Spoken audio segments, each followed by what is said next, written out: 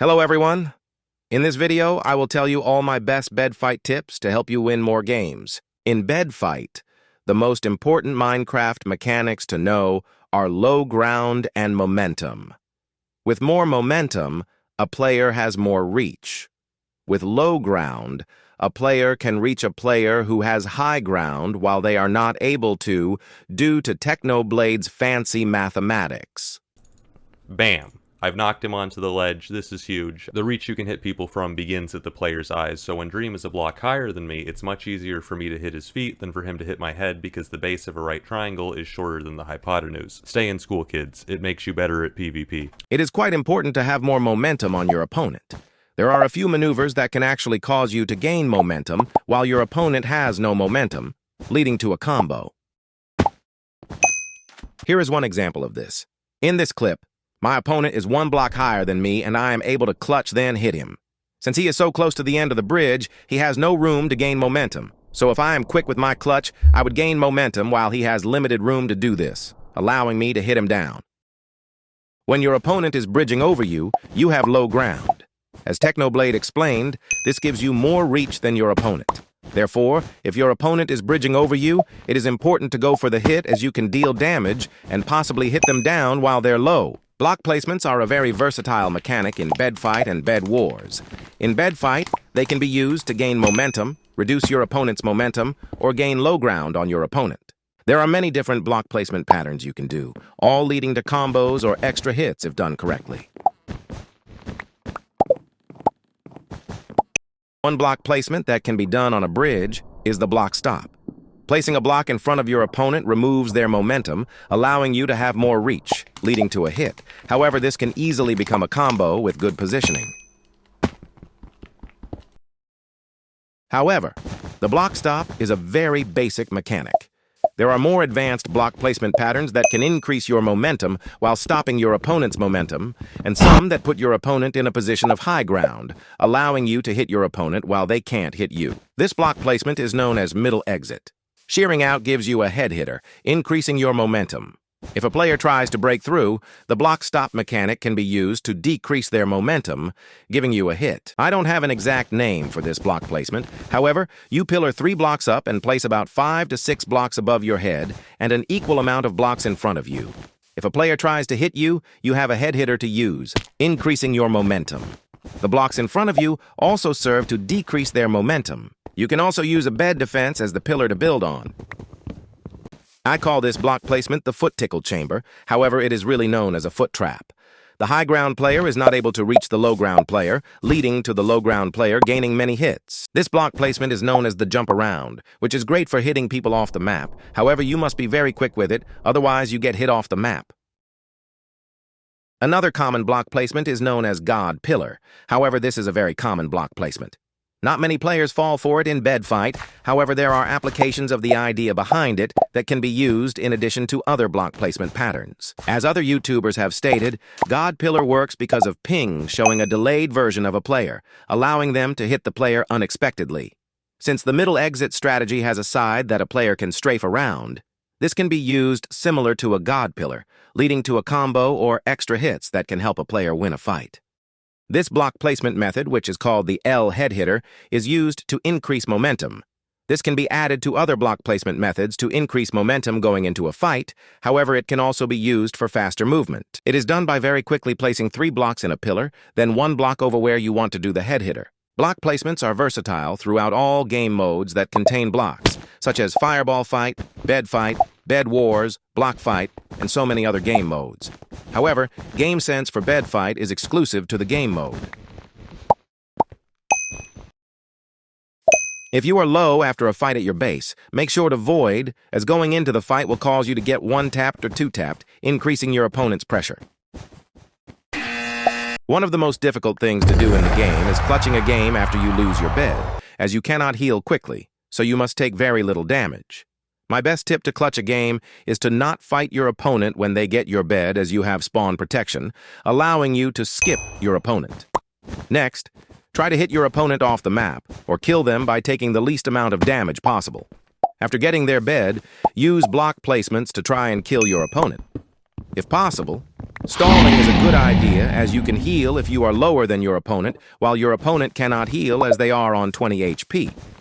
Even using this method, it is rare and difficult to clutch a game. Also, when you get your opponent's bed, void, unless you are confident you can one-tap them off or fight them. Chasing them across the map will allow them to stay on 20 hit points and possibly put you into vulnerable positions where you can get one tapped off, giving both players equal pressure.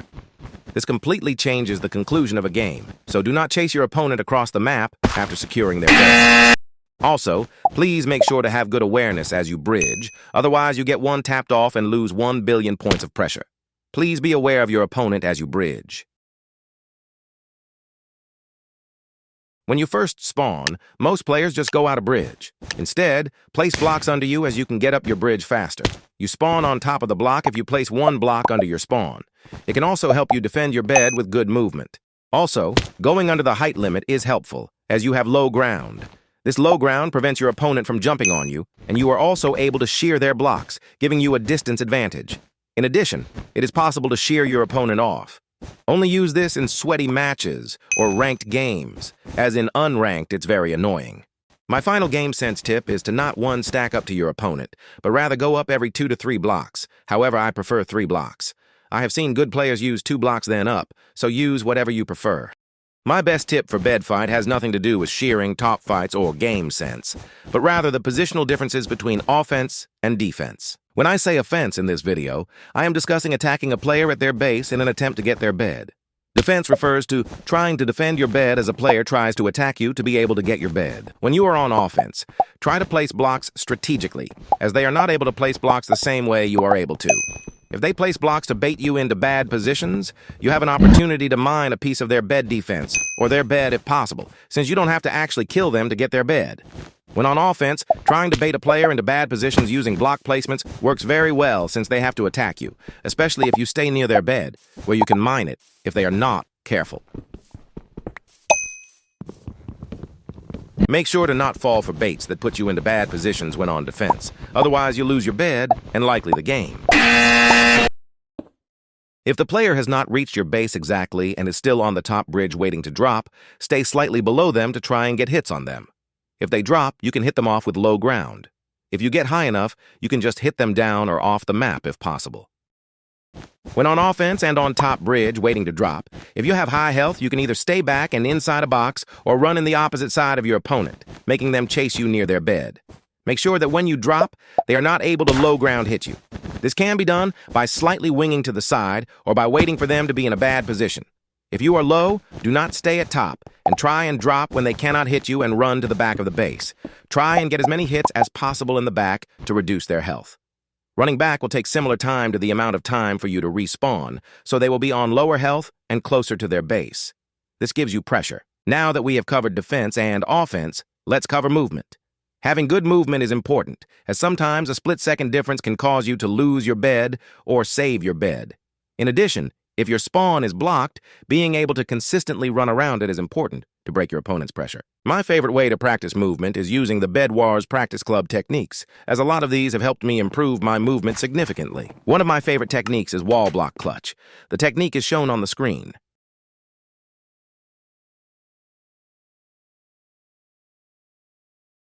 Another favorite technique for movement of mine is side clutch, which is also shown on the screen.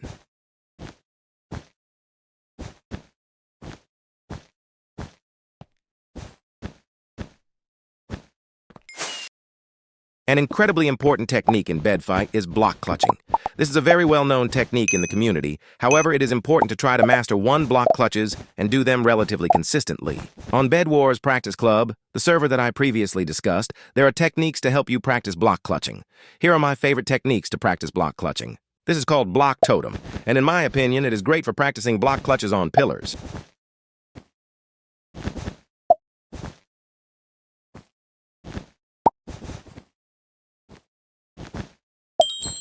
My personal favorite technique for practicing block clutches is called knockback clutch, as you can practice movement and block clutches simultaneously, which is realistic for bed fight games.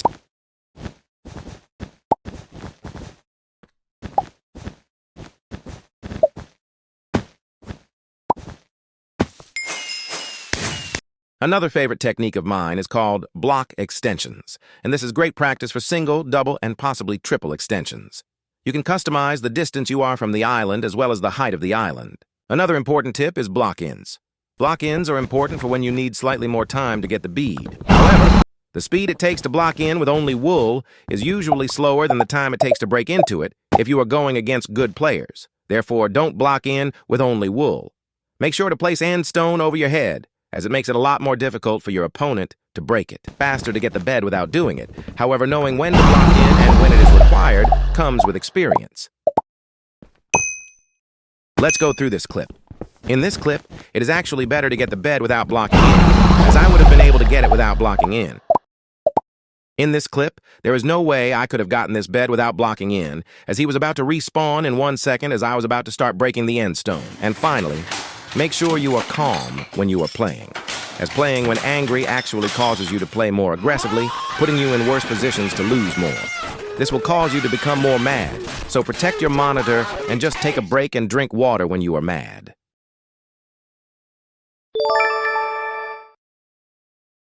Well, that is it for my bed fight tips and tricks. I hope you enjoyed.